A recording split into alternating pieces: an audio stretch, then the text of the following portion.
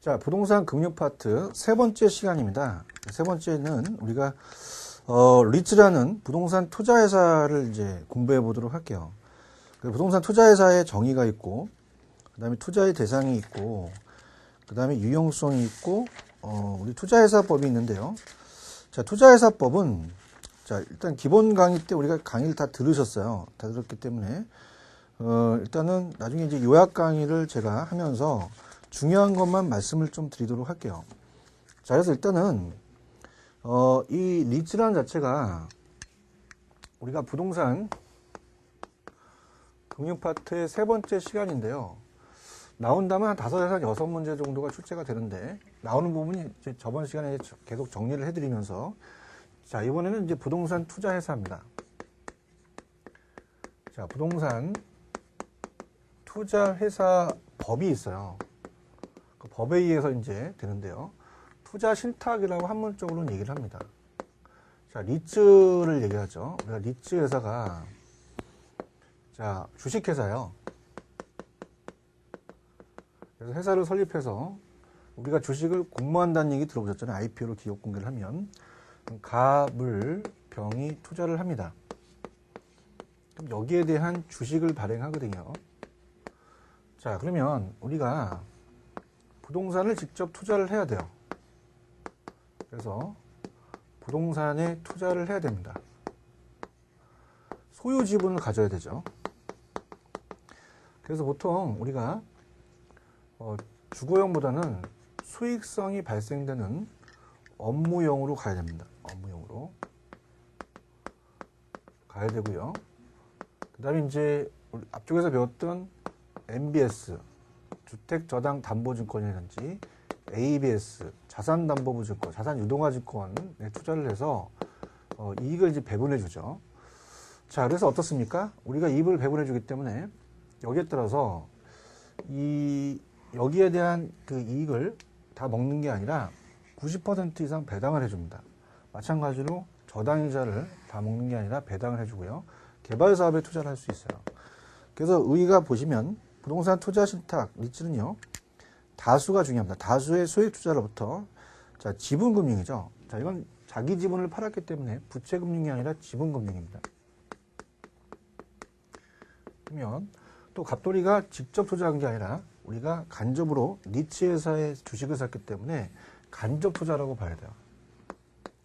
그래서 우리가 지금 부동산 자체가 그 경기가 안 좋다. 그러면은 직접 투자한 거는 황금성이 낮지만 리츠는 간접 투자이기 때문에 또 황금성이 높을 수도 있죠. 자, 그래서 우리가 다수의 소액 투자로부터 지분금융이라는 거 중요하고요. 자금을 조달해 전문가의 판단에 따라 대부분을 소득 창출 부동산 등에 투자해서 그로부터 이제 임대료, 매매 차익, 이자 등과 같은 수익을 투자자한테 배당을 해줍니다. 그 리츠는 이 부동산에 대한 간접 투자라는 게 중요하죠. 일종의 뮤추얼 펀드예요. 그래서 직접 이 투자가 이 직접 부동산을 소유하지 않고 리츠 회사의 주식을 보유함으로써 간접 투자라는 거 꼭 여러분들이 보시기 바랍니다. 특히 우리나라는 이제 계약형과 회사형이 있는데 주식회사로서 회사용으로서 이제 자유롭게 거래가 된다. 이렇게 보시면 되고요. 그 다음에 이제 나올 수 있는 거는 넘기시면 이번에 리츠의 유용성이라는 게 있어요. 나중에 이제 요약을 제가 정리를 해드리면서 요약을 더 자세히 해드릴 건데요. 자, 유용성이 시험 문제에 나온 적이 있었습니다. 그러니까 첫 번째 보시면은 황금성이라는 자체가 책에 보시면 우리가 이 직접 투자에 비해 주식 양도를 통해서 언제든지 자금화가 가능하죠. 그래서 우리가 부동산은 유동성이 결여되어 있습니다. 그래서 증권화시키게 되면 현금을 손쉬운 형태로 전환하기 때문에 황금성이 높다라고 보시고요. 자, 수익성은 대규모 투자로 인해서 높은 수익률을 또 기대할 수 있어요. 전문가한테 관리 능력이 또 있는 전문가한테 맡기기 때문에 수익성도 어느 정도 우리가 볼 수가 있고요. 그 다음에 이 리츠라는 자체는 보통 주식회사에 투자를 했다, 주식으로. 그럼 보통 회사가 망하면 거의 건져갈 게 없습니다. 리츠는 부동산에 투자했기 때문에 회사가 망해도 부동산은 건지기 때문에 안정성이라는 게 있어요. 그래서 거액의 투자 자금을 다양한 포트폴리오를 또 통하여 위험을 또 감소시킬 수가 있죠. 그래서 포트폴리오가 또 가능합니다. 즉 지역별 또는 부동산 유형별로 부동산 투자가 가능하기 때문에 위험을 또 줄여서 또 투자자 입장에서는 그 리츠 회사가 또 이 90%를 이익 배당을 해줘요. 우리가 법에서 여러분들이 배웠듯이 90% 이상이 우리가 주식 배당이 아니라 금전 배당을 해줍니다. 의무적 배당이기 때문에 그만큼 안정성 면에서 좋다는 얘기죠. 자, 형평성은 다수의 소액 투자자가 투자하기 때문에 대규모 부동산 투자에 다 기회가 높아집니다. 형평성이 높아지고, 그다음에 이 부동산 시장이 주식 시장과 결합이 됐기 때문에 어떠한 그 자본 시장과 통합되기 때문에 안전화와 선진화, 정부에 대한 재정 부담이 좀 완화되고요. 절세 효과도 있어요. 그래서 보통 주주들은 배당 수익을 과세되지만 리츠가 가지는 부동산이 감가상각 또 조세 혜택을 또 받기도 하는데, 자, 보통 우리나라는 자기관리 리츠는 활성화가 안 돼 있습니다. 근데 위탁관리와 기업, 특히 기업구조종의 숫자가 많은데요. 기업구조종은 굉장히 특례 조항을 줘요. 제한을 좀 안 줍니다. 제한에 대해서 규제를 좀 완화시켜서 이렇게 위탁관리와 우리가 이 기업구조종은 이 90% 이상 우리가 금전을 배당하면 또 법인세를 면제해주는 혜택을 주기도 합니다. 절세 효과와 부동산 경기를 활성화시키는 거죠. 특히 이제 기업 구조조정이라는 자체가 염두에 좀 어려우실 텐데요. 자, 기업 구조조정 리츠라는 CR 리츠가 있습니다. 이 리츠 회사를 만든 이유는 우리가 여러분들 IMF 때 굉장히 불황이었잖아요. 그래서 부동산을 가지고 있는 건설회사들이 힘들었습니다. 특히 이제 예전에 극동건설이라고 아마 들어보셨을 거예요. 극동건설이 이제 많이 부도가 나서 법정 관리 들어간다. 부채 상환 목적으로 법정 관리 들어가게 되면 상환이 잘 안 되기 때문에 조기 회생이 어렵습니다. 그래서 기업구조정, 우리 건설회사가 무너지면 굉장히 타격이 크거든요. 그래서 기업구조정 리츠를 만들어서 이걸 사들여서 조정을 해주는 지원을 또 해준다. 그래서 금융기관과 기업은 리츠를 통하여 보유하고 있는 부동산을 조기에 매각하기 쉬워져 기업 구조정을 신속히 행할 수 있다는 자체가 또 유용성이 된다. 이렇게 보시고요. 자, 법은요, 종류만 볼게요. 법을 다 보기에는 조금 어렵습니다. 그래서 법은 기본 강의 때 다 하셨기 때문에 이 법에 대한 내용이 종류가 자기관리, 위탁관리, 기업구조정만 좀 가져가세요. 특히 자, 법에서 시험 문제 나올 수가 있지만 이 리츠에 대해서는 이 자기관리, 위탁관리, 기업구조정이 비교하는 게 거의 좀 출제가 되었었습니다. 그래서 그 위주로 조금 염두히 공부를 좀 해주시는 게 좋아요. 자, 그래서 우리가 이제 요 내용을 이제 볼 텐데요. 자, 그래서 이제 기업 자기관리, 위탁관리, 기업구조조정이라는 부동산 투자회사가 굉장히 중요하다고 볼 수가 있습니다. 자, 그래서 먼저 자기관리라는 자체는요. 자기관리는 직접 자기가 관리하기 때문에 실체상 회사예요. 자, 실체상 임직원도 있고 회사가 이제 살아있다는 얘기죠. 근데 명목회사는 우리가 명목회사인 위탁관리는 자기관리는 상근 임직원도 들이고 전문 인력을 또 확보해야 됩니다. 근데 위탁관리는 말 그대로 위탁을 하죠. 실체상이 아니라 명목상이에요. 그래서 자산관리회사한테 위탁을 합니다. 막격이 벌이기 때문에 위탁을 하고, 또 앞쪽에서 왜 제가 기업 구조조정이라고 얘기를 했어요. 기업 구조조정 리츠도 자산관리 위탁을 하기 때문에 실체상 임직원이 없습니다. 상근 임직원 들 필요가 없고 명목상이면서 그렇게 가면 됩니다. 자, 그래서 책에 체크해 볼게요. 자기관리는 자산운용 전문 인력 포함한 임직원 상근으로 두고 자신의 투자 운영에 대해서 우리가 어떤 자산의 투자 운영에 대해서 직접 수행하는 거고, 위탁관리는 명목이기 때문에 맡겨요. 자산관리사한테 위탁을 하죠. 기업구조조정도 투자 대상으로부터 이제 구조조정 부동산을 투자해서 아까 극동문서 같은 부도난 회사를 사들여서 자산의 투자 운영을 자산회사한테 위탁을 합니다. 관리회사한테. 그래서 자산관리회사는 위탁관리회사와 부동산투자회사와 기업구조정 부동산 투자에 위탁을 받아서 자산의 투자 운영 업무를 수행하는 목적으로 설립된 회사를 우리가 얘기를 합니다. 그래서 그 정도만 여러분들이 체크하시면 돼요. 그 법에 대해서 지금 하게 되면 너무 우리가 이 요약 강의에는 너무 좀 안 됩니다. 그래서 핵심만 찝어드리기 때문에 여기를 보시고 기본 강의에 썼던 이 부동산 리츠에 대한 법은 여러분들이 그 내용을 좀 숙지하시기 바랍니다. 자, 그렇게 해서 일단은 그 정도로 이제 정리를 해드리고요. 그 다음에 넘겨보시면은 5번에 큰 제목 5번에 특수한 금융 조달 방법이라는 게 있습니다. 자, 그래서 우리가 신디케이트, 그 다음에 넘기시면 프로젝트 파이낸싱, 조인트 벤처라는 게 있는데요. 자, 이 중에서 가장 유력한 게 프로젝트 파이낸싱입니다. 프로젝트 파이낸싱 위주로 공부를 좀 해볼게요. 자, 일단 신디케이터나 조인트 벤처는 자, 이게 지분금융이라는 자체, 부채가 아니라 지분금융이라는 자체만 물어봤지 구체적으로 물어보진 않았습니다. 자, 그래서 우리가 요약 강의를 이제 나중에 제가 화면으로 보여드리면서 세 가지를 정리해 드릴 텐데요. 특히 이 프로젝트 파이낸싱 위주로 공부를 좀 해보세요. 자, 그래서 PF가 나올 가능성이 굉장히 높은데요. 자, 일단은 우리가 앞쪽에서 지분금융이라는 걸 배웠어요.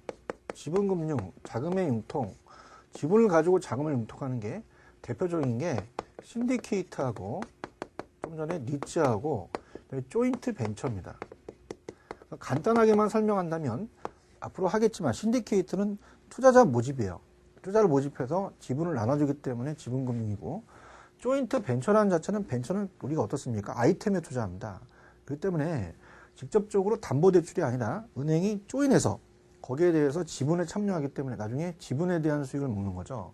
그 다음에 리츠는 당연히 아까 상장을 해서 우리가 지분금융이라고 얘기를 했어요. 리츠는 했고요. 신디케이트로 갈게요. 자, 부동산 신디케이트입니다.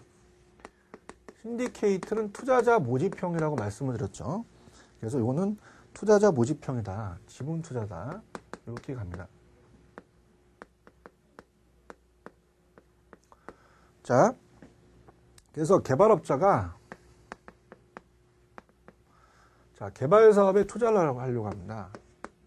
우리가 만약에 100억에 대해서 대규모 개발 사업에 투자하려고 하는데 돈이 50억밖에 없어요. 그럼 말 그대로 투자자 모집형입니다. 그래서 우리가 A, B, C, D, E에게 만약에 10억씩 투자를 받으면 10%씩 지분을 받은 거거든요. 그러면 이 사람 한 사람들은 다 저당 투자자가 아니라 지분 투자자가 됩니다. 그렇기 때문에 어때요? 지분 투자자가 되니까 이건 바로 지분금융이 되는 거죠. 자, 그래서 이 개발업자가 있고 지분 투자자가 있어서 만약에 시험에 나온다면 투자자의 합동조합을 물어보죠. 합동조합은 두 가지로 이루어집니다. 조합원이 구성이 되죠. 자, 조합원은 우리가 지금 배웠듯이 개발업자하고 투자자입니다.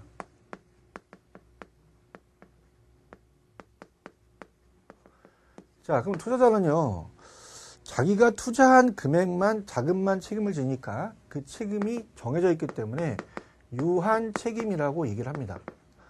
근데 개발업자는 자, 그 지분 투자에만 이 책임이 있는 게 아니라 관리 운영에도 책임이 있어요. 그래서 우리가 무한 책임이라고 얘기합니다. 그 다음에 이제 개발업자를 신디케이터라고 얘기한다는 거. 그래서 자, 제가 이제 요약 강의 때 편법 야매를 가르쳐 드리겠지만 투유라고 하죠. 너한테 편지를 보낸다. 투유. 그러면 투자자는 유한 책임, 개발업자는 무한 책임. 이렇게 정리하시면 돼요. 그 다음에 이제 니츠는 우리가 앞쪽에서 직접 투자 방식이 아니라 간접 투자 방식이었습니다. 근데 얘는 그 개발 사업에 직접 투자하기 때문에 신디케이트는 직접 투자 방식이다. 그것만 정리를 해두시면 돼요. 그 책에 나와 있는 거는 의에 보시면 여러 명의 부동산 전문가의 경험을 동원해서 공동 프로젝트를 수행해서 이렇게 한다는 게 나와 있죠. 그래서 넘기시면은 이제 대규모 개발 사업에 투자를 합니다. 보통 우리가 합자회사라고 얘기를 해요. 이 개발업자와 투자자가 무한과 유한이 합자회사로 이루어집니다. 그러면서 투자자는 제가 투유라고 했죠. 투자자는 유한 책임, 투자 한도 내에서만 책임을 지며 출자비에 따라 배당을 받으며 반면에 개발업자는 무한 책임 이렇게 갈게요. 관리 운영을 책임지죠. 사업계획 완성을 해산하는 경우가 일반적이에요. 그 다음에 이제 조인트 벤처도 조인트 벤처 조인한다. 벤처 사업에 아이템에 투자한 거죠. 그래서 이것도 우리가 어떻습니까? 지분금융이라고 봐야 돼요. 그래서 이 특정 목적의 부동산 벤처 사업에 공동으로 영위하기 때문에 자연인과 법인의 결합체로 이루어지면서 공동 벤처 회사입니다. 그리고 특징은 신디케이트는 신디케이션 또는 신디케이트라고 하는데요. 자, 얘는 다수의 소액 투자자가 투자를 합니다. 근데 조인트 벤처는요, 기관들이 투자하기 때문에 소수의 소액 투자자가 아니라 고액이죠. 그래서 이게 좀 달라요. 그래서 신디케이트는 수많은 소액인데 조인트 벤처는 소수의 개인 기관 투자자들이 하겠죠. 그래서 조인트 벤처도 중요한 것은 부채금융이 아니라 지분이다. 주로 개발업자가 금융기관 사이 형성이 되며 금융기관이 지분투자의 이론으로 개발 사업에 참여하기 때문에 사업 종료 시에 지분 비율에 따라 손익을 분배한다. 이렇게 보시면 됩니다. 그럼 지금까지 공인중개사 시험 문제의 금융 파트가 이 신디케이트와 조인트 벤처는 그렇게 구체적으로 나오진 않았어요. 그냥 이거는 부채금융이 아니라 지분금융이다. 그냥 그 정도만 가지고 가시고요. 앞서서 여기 파트는요. 이 리츠 다음에는 프로젝트 파이낸싱입니다. 리츠는 거의 한 문제가 배정이 돼 있고요. 근데 프로젝트 파이낸싱이 PF가 또 출제 빈도가 높아요. 그러니까 리츠로 공부를 위주로 하시고 그 다음에 이제 프로젝트 파이낸싱이죠. PF입니다. 그러니까 프로젝트 파이낸싱은 우리가 이거는 담보대출이 아니라 사업성을 담보로 합니다. 자, 그래서 천안 논산간 고속도로나 인천공항 같은 뭐 SOC 사업에 대규모 사업에 장기적으로 투자하는 거예요. 그래서 PF 방식이 출제 빈도가 있어요. 그래서 PF는 출제가 자주 되는 그 문제입니다. 그래서 예를 들어서 인천공항을 한번 예를 들어 볼게요. 자, 이건 예를 들어봐야 됩니다. 자, 인천공항은 우리가 대규모 사업입니다. 그렇기 때문에 여기에 담보대출을 하기는 굉장히 힘들죠. 특히 장기 사업이요. 자, 여기에 누가 뛰어들었냐면, 자, 사업주가 포스코라는 회사가 뛰어듭니다. 포스코가 시행사가 되면서 뛰어든 거죠. 근데 대규모이기 때문에, 자, 뱅크, 우리가 금융지원단, 지원단이라고 하는 것은요, 우리가 산업은행 등, 국책사업하는 산업은행 등 제2금융권이 뛰어들었어요. 자, 빌린 사람을 차주라고 하고요. 빌려준 사람을 대주단이라고 합니다. 자, 그래서 앞쪽에서 조인트 벤처로 우리나라에 들어왔어요. 그러니까 조인해서 이 벤처 사업에 투자를 한 거죠. 그래서 제일 중요한 것은 인천공항에 대한 자, 물적 담보가 아닙니다. 물적, 부동산 담보나 신용으로 담보를 하는 게 아니라 오로지 이 인천공항에 대해서 앞으로 사업성이나 수익성을 가지고 돈을 빌려준 거예요. 그러니까 조인했다는 자체는 이 두 사람이 우리가 어떻습니까? 정보를 공유해야 됩니다. 정보를 공유하기 때문에 우리가 정보의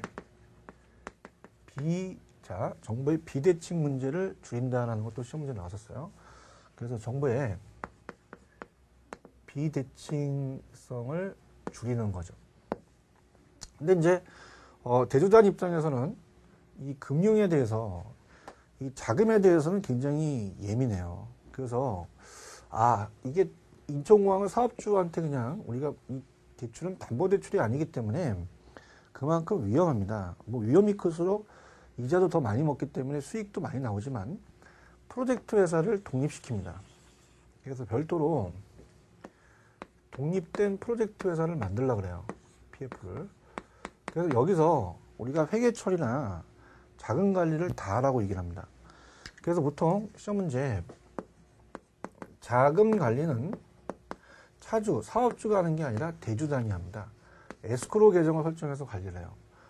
그래서 회계 처리도 관리를 하며 자금 관리도 하면서 모든 그 회계 처리도 따로 관리합니다. 그러니까 완전히 사업주와 독립된 PF는 완전히 독립된 별개라고 보셔야 돼요. 그래서 완전히 실효이 전형됐고 그 다음에 이제 법률적이나 회계적이나 금융적이나 모든 것이 분리가 됩니다. 자, 그렇다고 하면은 우리가 참 어려운 단어가 이제 소구다, 비소구다라는 게 나오는데요. 만약에 PF 회사가 도상과 부도가 나요.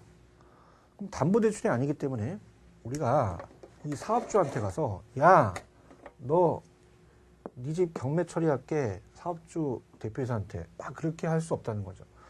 그럼 사업주한테 채권 채무가 이제 있으면서 거기에 대한 그 사업주한테 상한 청구를 못 합니다. 그래서 자, 우리가 소구라는 자체는요. 소구한다는 것은 상환할 수 있는 금융이에요. 자, 우리가 만약에 어음을 발행일과 지급일이 있으면 지급일날 은행에 놓게 되면 전혀 받죠. 바로 받습니다. 이건 상환을 청구하거든요. 특히 우리가 채무불행에 따라서 경매를 하게 되면은 나중에 그 경매 대금을 받는 겁니다.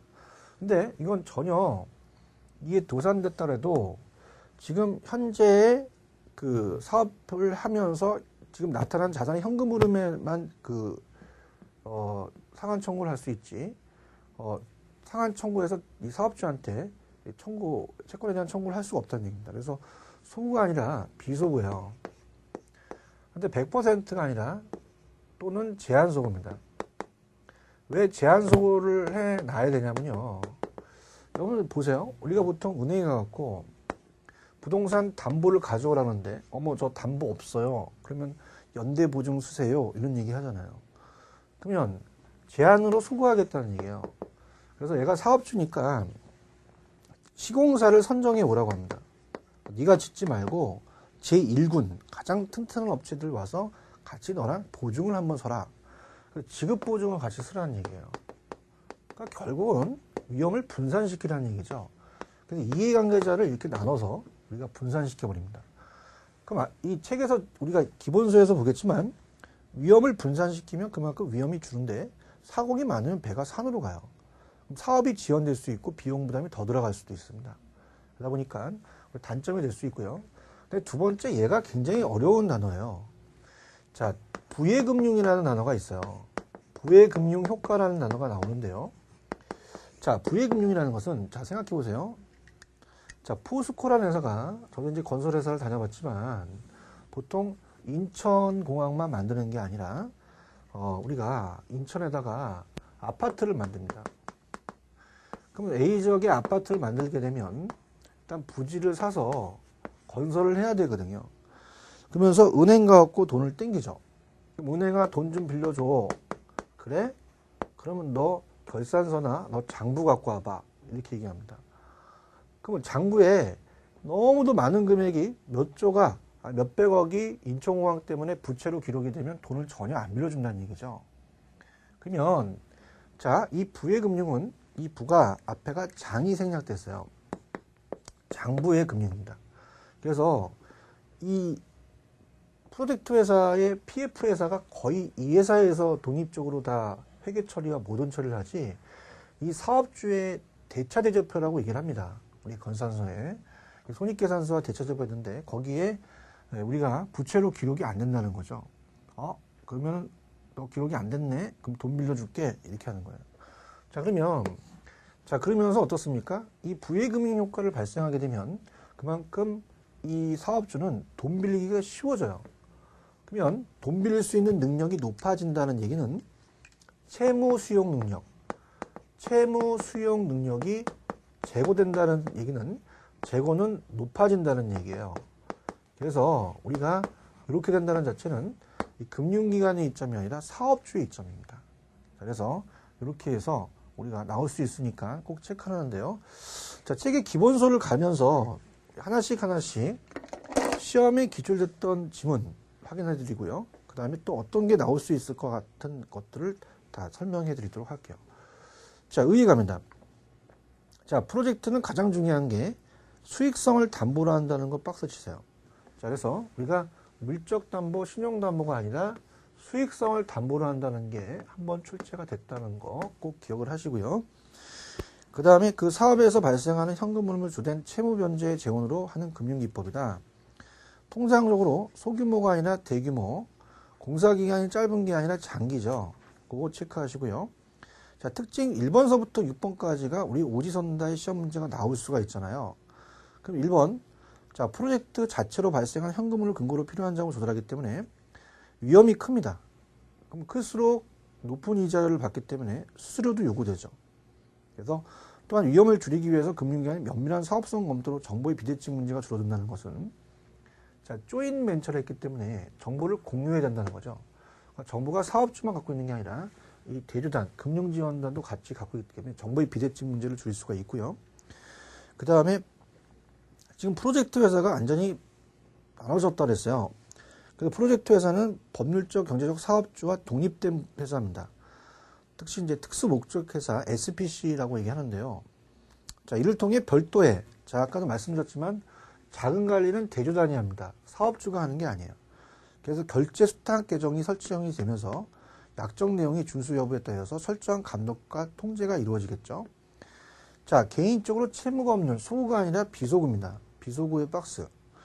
비소금융으로 해당 프로젝트에 우리가 어때요? 자산 및 현금 내에서만 채권 상환의 청구가 가능하고 상환할 수 없는 비소구인데, 자, 주의 있게 보실 게 제가 제한소구라고 말씀을 드렸습니다. 자, 그래서 거기까지가 이제 어떻습니까? 해당 프로젝트의 자산 및 현금 흐름 내에서만 채권 상환의 청구가 가능하다는 것은 지금까지 이 프로젝트를 해서 벌어들인 그 거에 대한 것만 가능하지 사업주한테 채권 청구를 할 수가 있다는 얘기 아니에요. 그러면서 즉 프로젝트 회사를 별도로 설립함으로 모든 자산과 채무상의 모기업의 대차제표에 털어버릴 수 있다는 것이다 라는 것은 이 자체가 이 프로젝트 회사에 회계 처리를 하겠지 사업주한테 대차제표 기록이 안 된다는 거죠. 그래서 프로젝트가 실패할 경우 이해관계자들의 비용 부담은 또 제한적이다. 그래서 제한소구니까 제한적이다 이렇게 보시고요. 부예금융이라는 게 있어요. 자, 부예금융이 시험 문제 한번 출제가 됐습니다. 그래서 장부의 금융.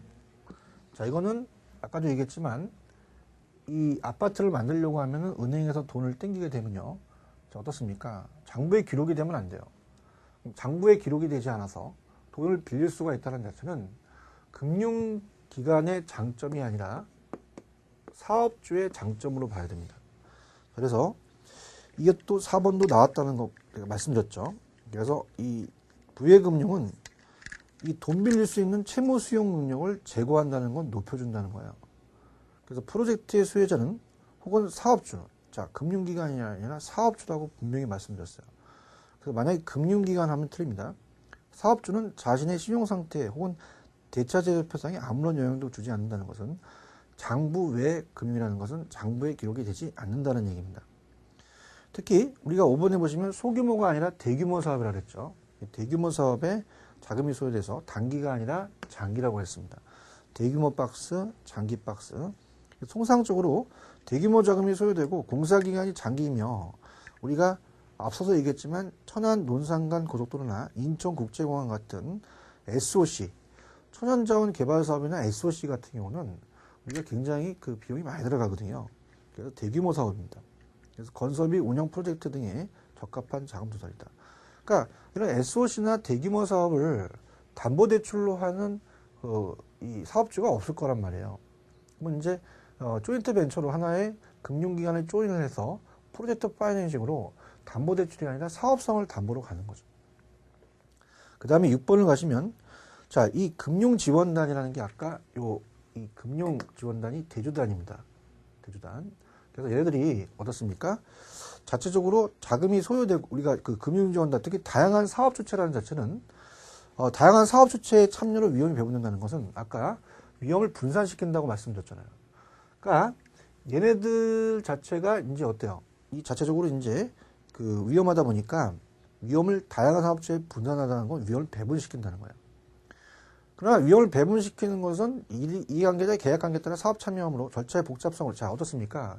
상황이 많으면 배가 산으로 간단 말이에요. 그럼 사업에 참여하는 절차가 복잡하고 또 서로 싸우다 보니까 사업이 지연될 수도 있단 말입니다.